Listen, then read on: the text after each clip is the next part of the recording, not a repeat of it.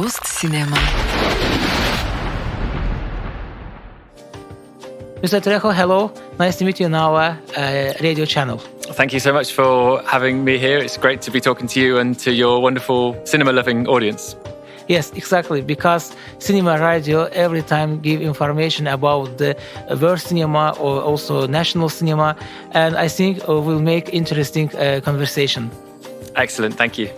Let's take a look at the history of British Council in Azerbaijan. Sure. So we have been in Azerbaijan since 1993.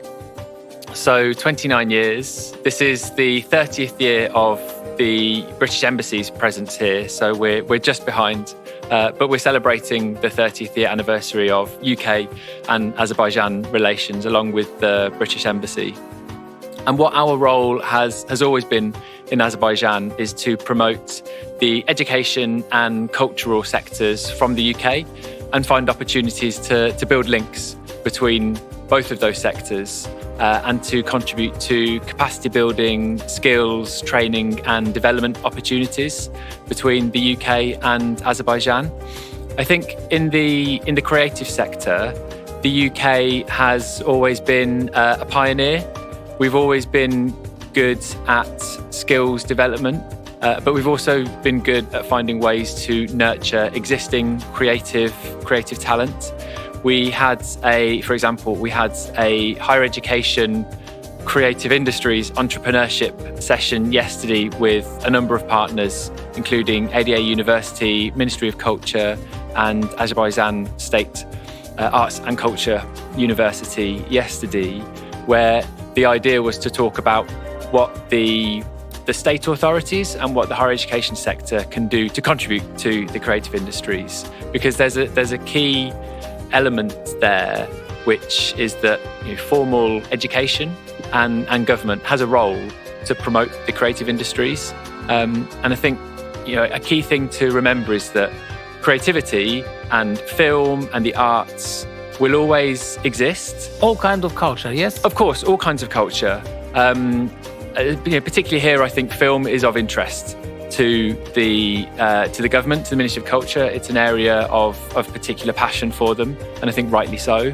We're very fortunate that your current ambassador to the UK, Elin Suleimanov, himself has something of an interest and understanding of the film sector, because he also spent a lot of time in Los Angeles representing the Azerbaijani government there.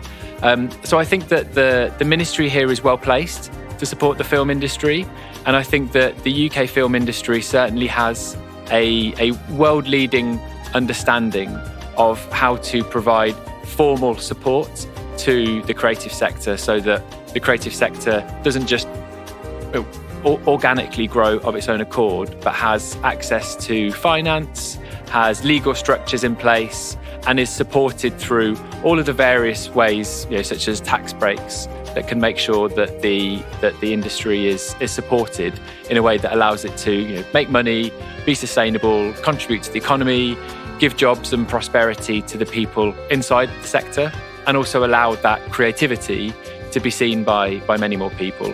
And I think that finding ways in which the UK can build more of those links is one of the key reasons that British Council is in Azerbaijan. Yes, thank you. My second question, exactly about the film festival. It's a very important priority and it's main topic of our conversation. So the film festival is being held for the 7th time with the British Embassy in our country. Why did you decide to hold the festival? First idea. Well, what reason? I think that as well as I'm saying it's important to provide training and capacity development, it's also important to provide examples of what the fresh and latest culture exports are that are coming out of the UK. And that's always been a key role for us as well. What we might call showcasing or demonstrations of fresh content. Obviously, in the digital age, there's much more accessibility to content from all over the world.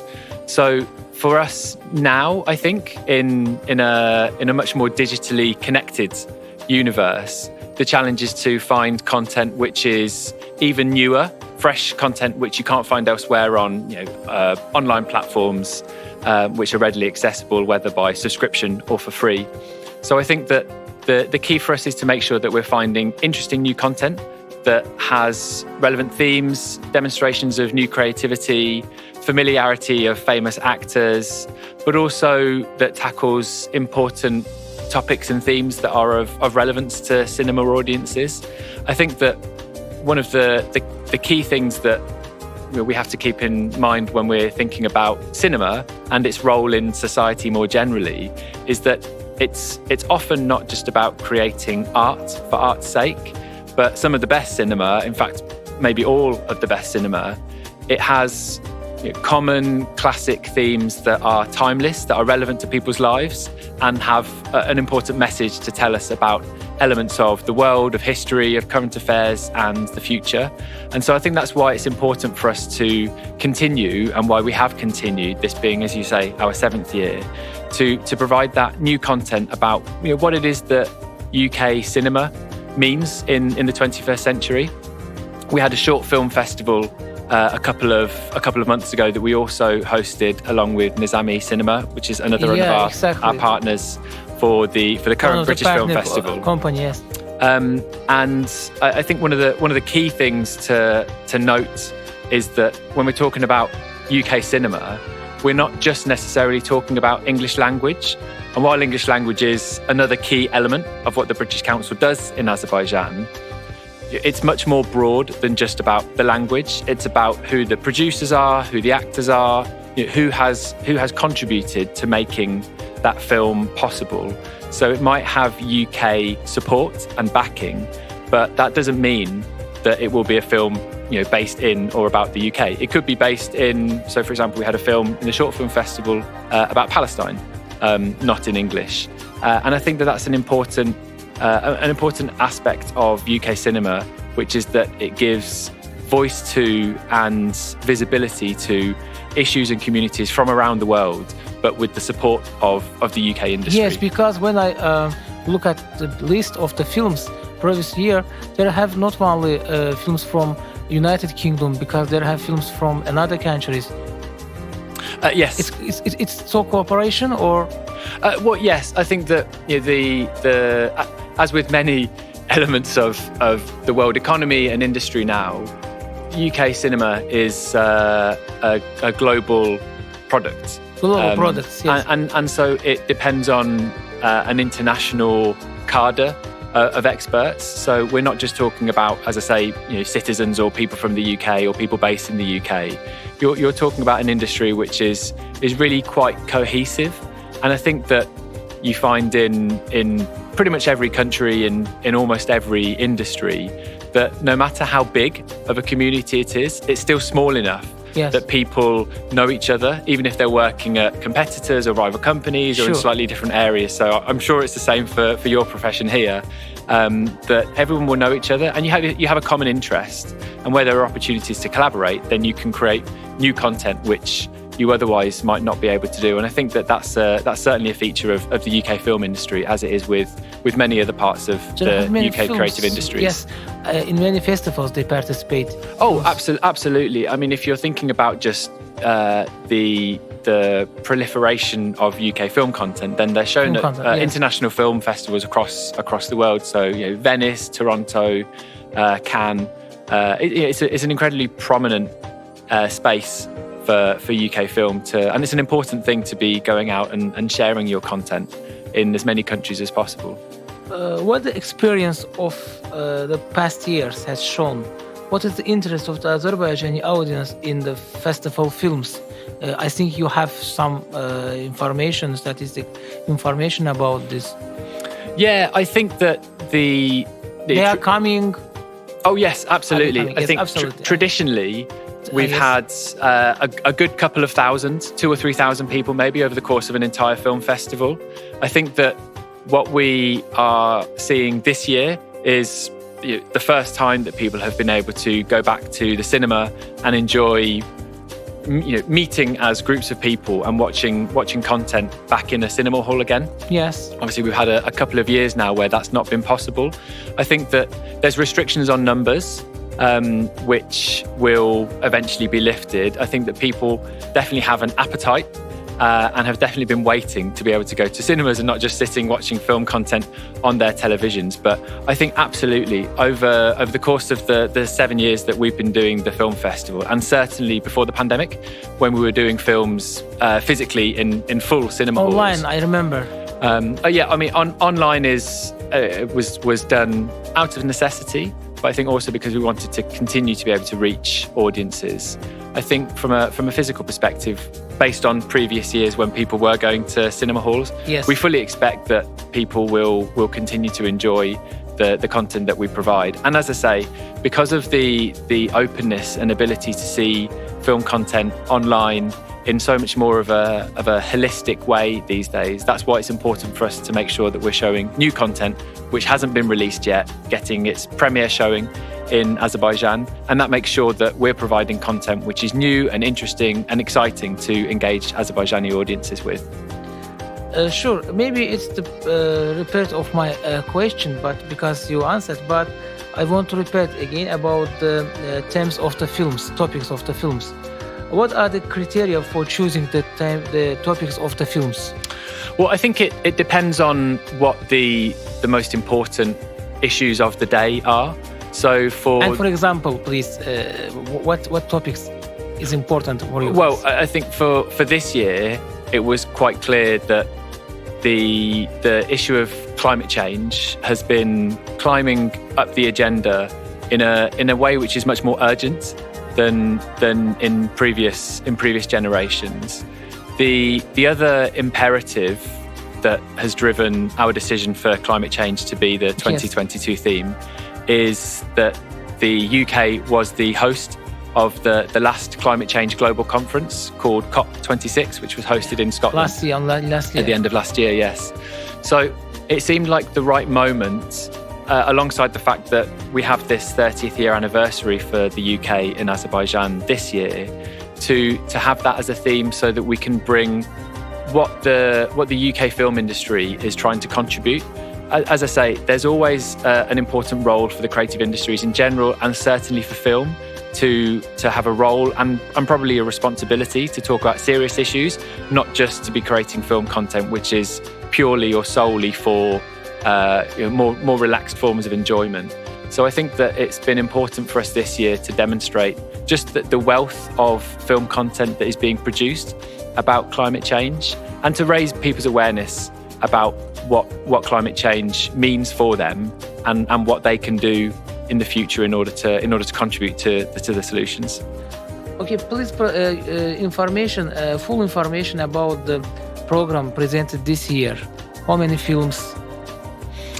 So this year we're showing 7 films. 7 films. 7 films. For 7 days, yes? Or 8 days? 7 films over about, it's about a 7-day period. We launched on the 3rd of March, and we'll finish on the 15th. So that's 12 days. 12 days. 12 days with the 7 films. There's one more film left, which I would encourage your audiences to see. That will be on the 15th of March at Yarat Contemporary Art Space.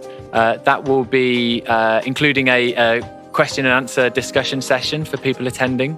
I think that we've got some students who are going to be discussing climate change. It's a film with David Attenborough, who is something of a UK national hero for his work as a biologist that he's done with wildlife over the course of his career, and increasingly has become one of the most prominent voices and critics of what needs to be done in the area of climate change and the responsibility that all citizens have to play their part. So that's the final screening, which is left next week. If people look to our Instagram or our website, then they can register. Yes. Yeah. I would definitely encourage them to look for it. So that's next week, 15th of March.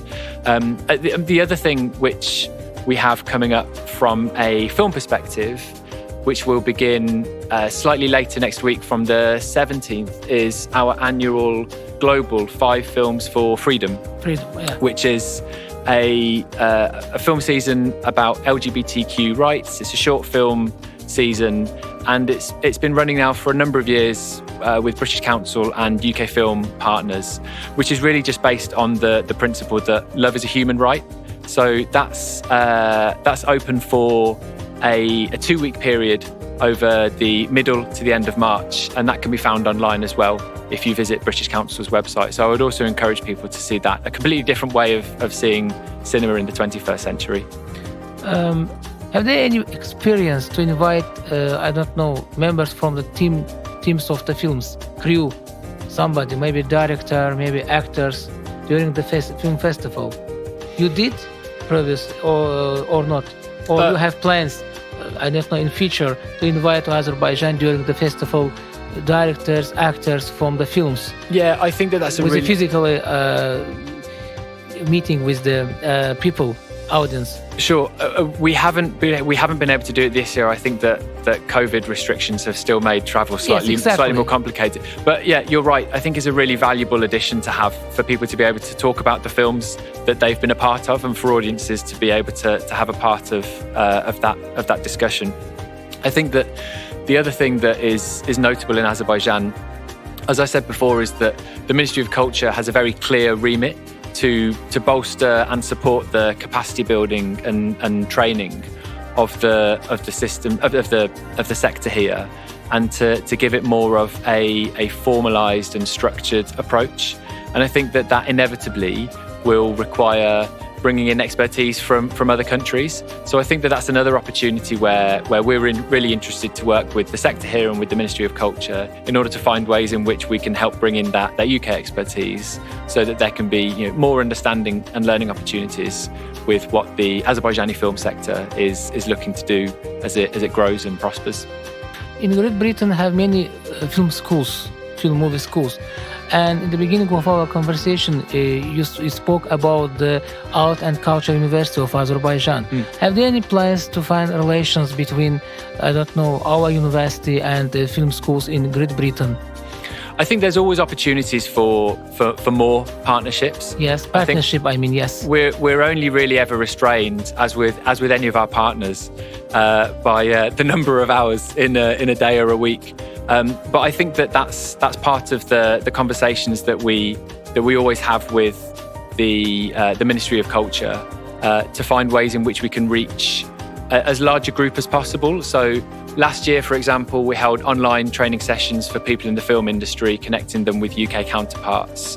We also have a creative economy programme, which we're running alongside the Ministry of Culture, which is working, among others, with creative producers. And obviously that has a huge potential and interest from the film industry, as well as other parts of the creative industries, other sectors in Azerbaijan.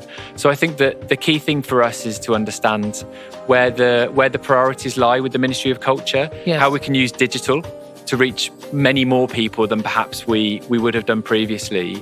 And I think if anything, the last 2 years have shown us that digital is an additional tool, and a really important one for us to make the most of, so that we can reach as many people as possible. Because what you can add by having digital ways of sharing information that are that much more quick, that reach that many more people in one go, is just a really incredible privilege, and something which we have to incorporate now in order to maybe make some of those changes and contacts much more quickly and reach a much larger group of people than otherwise. And it's a much better way of democratizing that knowledge within the creative industries. And I think there's always that appetite there.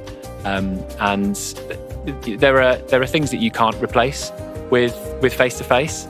I think that's always going to be a really important part, especially when you think about film production. It has to be done in person as groups, but there's certainly ways of sharing knowledge and building skills which can incorporate digital in a very easy fashion. So I think that's going to be, as with every other industry, a really important part of going forward, beyond the pandemic. Because co-production is one of the most important line of Ministry of Culture of Azerbaijan, to make movies in co-production. Yeah, and I think that you have some track record. James Bond a few years ago was filmed here, for example, right? Here, in Azerbaijan. And the other thing that strikes me about the country is there's a growing knowledge of what Azerbaijan represents on the global stage. If you look not just within the film industry, but within sports and culture more widely, the Formula One perhaps has put Azerbaijan on the map for sports, as has the recent European football finals last year.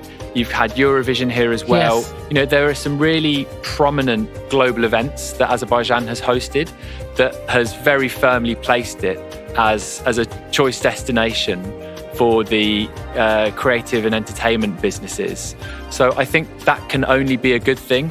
It's a very good strategic approach that has been taken by the government here, I think, to really build that profile. You have fantastic stadiums, you have fantastic venues, and you have a really interested, active creative industries sector, whether that's in film, whether that's in music, whether that's in design more generally. So I think that the understanding of what Azerbaijan represents and the opportunities that Azerbaijan represents is certainly growing exponentially and has done, I would say, over the last 10 to 15 years in a way that can only be positive for Azerbaijan, I think. Thank you so much for conversation and nice to meet you. Nice to see you in our channel, in our studio, and we'll look our cooperation. We hope our cooperation in future. Thank you so much. It's been a great pleasure to speak about film. Thank you.